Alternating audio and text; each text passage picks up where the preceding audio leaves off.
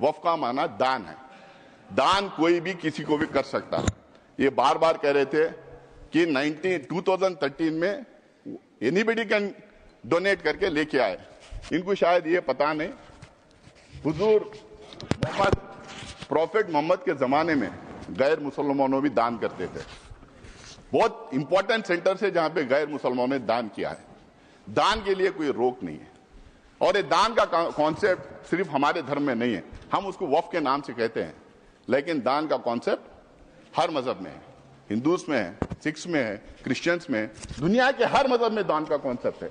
हमारे दान के कॉन्सेप्ट से बनाए हुए इदारों को गवर्न करने के लिए, एडमिनिस्ट्रेट करने के लिए, रेगुलेट करने के लिए वक्फ बोर्ड बना है। ये बात फैलाई जा रही है, क्यों सिर्फ मुसलमानों को वक्फ बोर्ड चाहिए, क्यों हमारा बोर्ड नहीं चाहिए, क्यों सनातन बोर्ड नहीं चाहिए। इतना सोशल मीडिया में इसको फैलाया गया, मुसलमानों को अपील करने के लिए वक्फ बोर्ड बनाए गए। शायद इनको पता नहीं, शायद ये बोलना भी नहीं चाहते। इस देश में एंडोमेंट बोर्ड्स हैं, इस देश में मुजरा डिपार्टमेंट्स हैं, इस देश में हिंदू रिलीजियस प्लेसेस एक्ट्स हैं, इस देश में SGPC है, इस देश में बहुत सारे स्टेट्स में क्रिश्चियंस के लिए काउंसिल्स और कॉर्पोरेशंस हैं। हर मजहब के लिए है। हर मजहब के रिलीजियस इंस्टीट्यूशंस को गवर्न करने के लिए अलग अलग एक्ट्स बनाए गए हैं। टेंपल ट्रस्ट से, स्टेट से अलग अलग एक्ट्स बनाए गए हैं। आप ये क्यों भ्रम फैला रहे हैं? और ये सिर्फ कांग्रेस का अचानक बनाया हुआ मामला नहीं वक्फ का। आपने अभी कहा कि अंग्रेजों के जमाने में वक्फ को रेगुलेट करने के लिए कई एक्ट्स आए थे, उसको आगे बढ़ाते गए, उसमें अमेंडमेंट लाते गए, उसमें सुधार लाने के लिए कई अमेंडमेंट्स लेके आए। कांग्रेस ने उसको सुधार करने के लिए कई काम किया है। और 1995 में 2013 के एक्ट्स के बारे में ये बार बार जो बोल रहे हैं, वो बिल्कुल वक्फ बोर्ड को स्ट्रेंथन करने के लिए, वक्फ प्रॉपर्टीज को बचाने के लिए, एंक्रोचर्स को हटाने के लिए, उसमें ट्रांसपेरेंसी लाने के लिए हम लोगों ने वो अमेंडमेंट्स लेके लाए थे और इनका पूरा सहयोग और सपोर्ट उसमें था।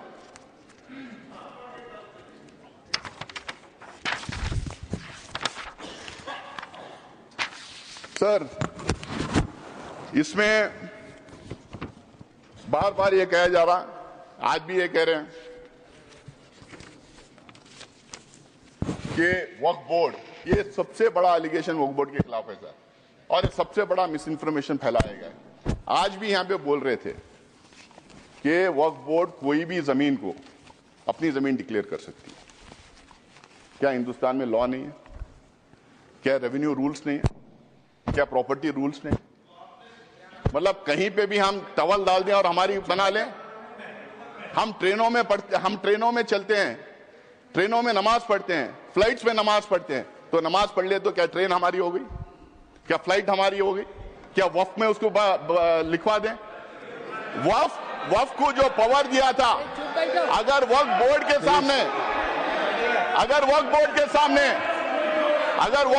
सामने कोई कंप्लेंट आता है, वक्फ बोर्ड के सामने कोई कंप्लेंट आता है, तो वक्फ बोर्ड उसकी तहकीकात करती है, उसकी इंक्वायरी करती है, उसके लिए सेट रूल्स हैं। शायद किरण रिजिजू जी को ये बात पता नहीं कि हर स्टेट उस इंक्वायरी कैसा कराया जाए, हर स्टेट के रूल्स अलग बने हुए हैं। मैं वक्फ बोर्ड का मेंबर पिछले 6 साल से हूं सर, कर्नाटका में 6, अब 7वां साल कंप्लीट कर रहा हूं। तो वहां पे ये पूरा इंक्वायरी तो बोले प्लीज। पूरा इंक्वायरी होने के बाद में सर्वे कमिश्नर उसको सर्वे करता है, कलेक्टर उसको चेक करता है, फिर उसके बाद में स्टेट गवर्नमेंट को जाता है, स्टेट गवर्नमेंट उसको वेरीफाई करती है, उसके बाद में वक्फ गेजेट उसके बाद में सरकार उसको गेजेट करती है। उसके बावजूद भी अगर कोई संतुष्ट नहीं है तो ट्राइब्यूनल में जा सकता है। अगर वहां भी कोई अगर वहां भी उसके खिलाफ अगर डिसीजन जजमेंट आता है, अगर वहां पे वो कन्विंस नहीं है तो वो कोर्ट में जा सकता है। आज ये कह रहे हैं कि कोर्ट में रिव्यू नहीं कर सकते, कोर्ट में बिल्कुल रिव्यू कर सकते हैं। अगर कोर्ट में रिव्यू नहीं कर सकते तो हाई कोर्ट में और सुप्रीम कोर्ट में वक्फ के इतने केसेस कैसा हो रहे हैं, हाई कोर्ट में और सुप्रीम कोर्ट में। माननीय गृह मंत्री कुछ कर दे जी प्लीज। मान्यवर, मैं सदस्य को बीच में टोकना नहीं चाहता, शायद वो भोले भाव से गलत इंफॉर्मेशन सदन के सामने रख रहे हैं, तो मैं थोड़ा करेक्ट करना चाहता हूँ। मान्यवर Jairam ji please please, chair has given time. क्या कह रहे हैं आप रमेश जी, क्या कह रहे हैं? मैं मान्यवर जयराम जी प्लीज प्लीज, मान्यवर आप बोले जो डिस्प्यूट है वो इतना ही है कि अगर ट्रिब्यूनल के फैसले से कोई असंतुष्ट है तो ये भूमि का मामला है, इस पर सिविल सूट होना चाहिए। सिविल सूट में अधिकारों के बहुत वाइड रेंज होती है। इन्होंने इस पर अपील का प्रोविजन 2013 के कानून में रखा ही नहीं है, तो रीट के कार्य क्षेत्र में हाईकोर्ट के सामने जाता है। रीट का कार्य क्षेत्र बहुत संकरा होता है, तो जो ट्रिब्यूनल का फैसला होता है वो फाइनल होने के चांसेस 99% हो जाते हैं। जिनकी भूमि है इसका अधिकार जाता रहता है। मान्यवर, एक गलतफहमी फैला रहे हैं। प्लीज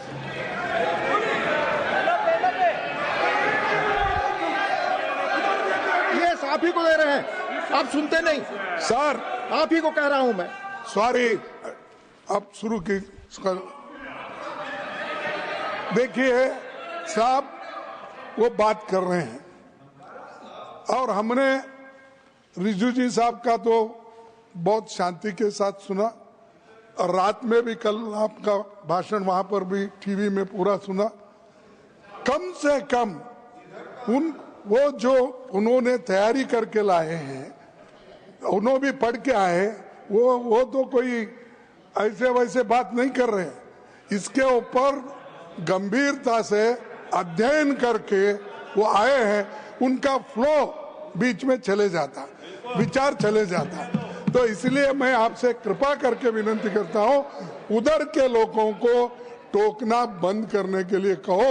जो कुछ कहना है वो अपनी बात उत्तर में कहे, मैं यही चाहता हूं।